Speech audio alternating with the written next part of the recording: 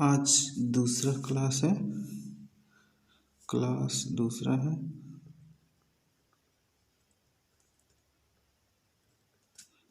Topic है हमारा प्रकाश का परावर्तन।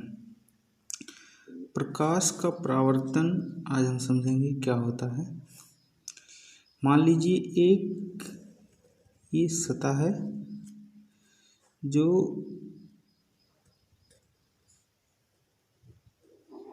मान लीजिए एक ये चिकनी सतह है, यानी कि जिस पे प्रकाश पड़ेगा तो आर पार नहीं निकलेगा, इससे टकराएगा और फिर वापस चला जाए, परावर्तित हो जाएगा।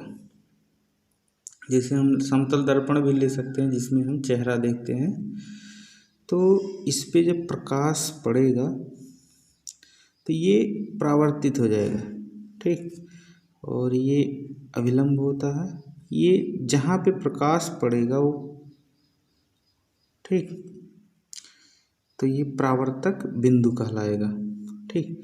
ये प्रकाश, ये स्रोत है, मान लीजिए प्रकाश स्रोत, यहाँ पे टार्च मान लीजिए है, टार्च, यहाँ पे टार्च है। तो यहाँ से प्रकाश की किरण जब आ रही है तो इसे कहा जाएगा आपतित किरण, आपतित किरण, आपतित किरण, ठीक।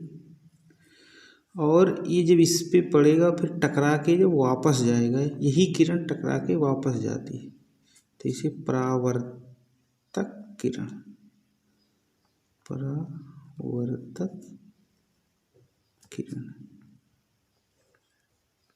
कहते हैं। और इनके बीच में एक 90 डिग्री का हम एक लंब खींच देते हैं जिसे कहा जाता है अभिलंब, अभिलंब, ठीक। ये अभिलंब हो जाएगा। तो अभिलंब के बीच में आपतित किरण जो कोण बना रही है इसे आपतन कोण कहेंगे।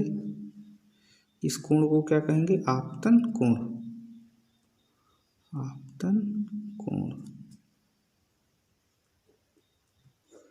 और जो परावर्तित हो गई इसके बीच के इस कोण को क्या कहेंगे? परावर्तन कोण, परावर्तन कोण, ठीक। और जो ये आपतित किरण और परावर्तित किरण, अभिलंब, ये सब एक ही तल में होंगे, ठीक। ये सब एक ही तल में होंगे। इसको हम दूसरी तरह से समझ सकते हैं कि मान लीजिए मेज है, मेज है, ठीक।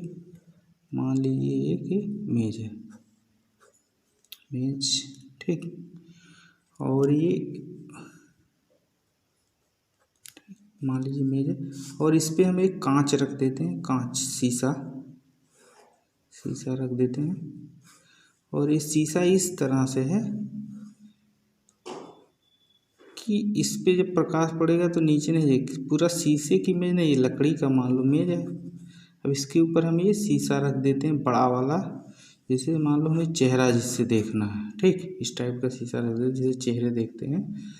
तो हम इस पे मान लो टार्च जलाते हैं, ऐसे टार्च जलाएंगे तो ये प्रकाश हमारा इधर रिफ्लेक्ट कर जाएगा। तो ये आपतित किरण हुआ, ये परावर्तित किरण, और ये अभिलंब, ठीक। तो ये जो आपतन कोण होगा ये परावर्तन कोण के बराबर होगा, आपतन कोण परावर्तन कोण के बराबर होगा और ये अभिलंब हो जाएगा, ठीक। यानी जब प्रकाश की किरण किसी परावर्तक पृष्ठ, ये शीशा क्या हो जाएगा हमारा? परावर्तक पृष्ठ से टकराता है तो यह टकराकर पुनः उसी माध्यम में मुड़ जाता है। तो ये इसी माध्यम में मुड़ जा रहा है, उसी एंगल में मुड़ जा रहा है जिस माध्यम से यह चलकर आता है, इसे ही प्रकाश का परावर्तन कहते हैं। इसमें जो हमारा परावर्तन का नियम है, आपतन कोण परावर्तन कोण के बराबर होता है। और आपतित किरण ये क्या कहलाएगी? आपतित किरण दर्पण के आपतन बिंदु पर, आपतन बिंदु पर अभिलंब, ये क्या कहलाएगा हमारा? अभिलंब। तथा परावर्तक तित किरण सभी एक ही तल में होते हैं। एक ही तल मतलब मेज के ऊपर ही हैं, नीचे नहीं आ रहे हैं।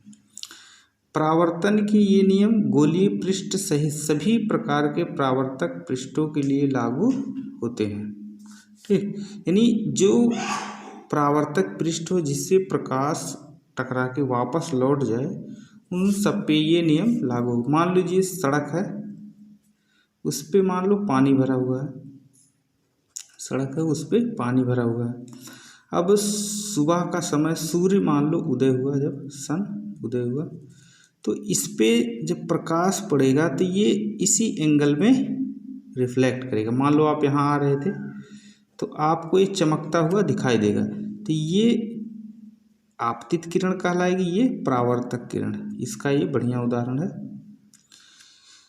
आपतित किरण और ये परावर्तित किरण, और ये अभिलंब हो जाएगा। तो आपतन कोण परावर्तन कोण के बराबर होगा।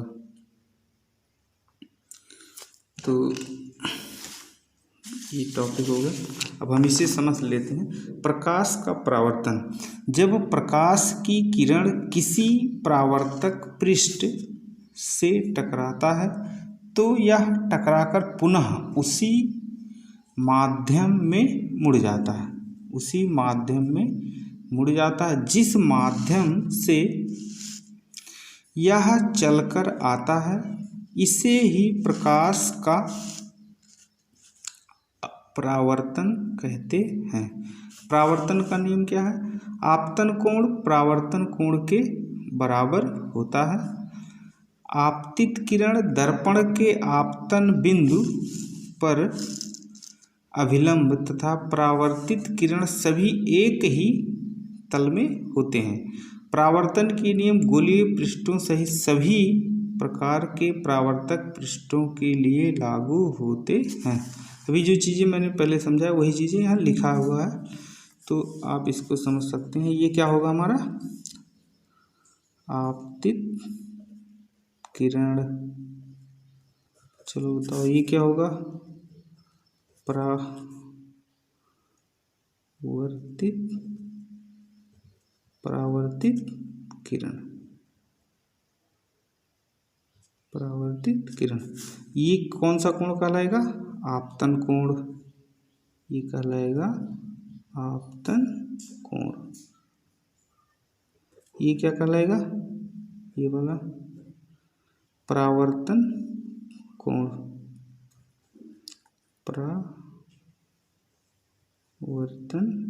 कोण ये क्या कहलाएगा? जल्दी से बताइए। ये अभिलंब कहलाएगा। ये आपतन बिंदु कहलाएगा, आपतन बिंदु।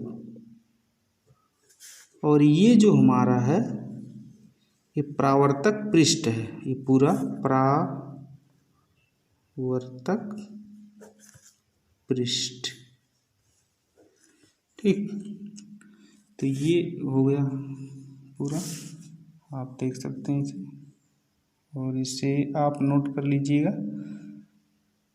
अब अगला टॉपिक जो हम बताएंगे वो प्रकाश का अपवर्तन।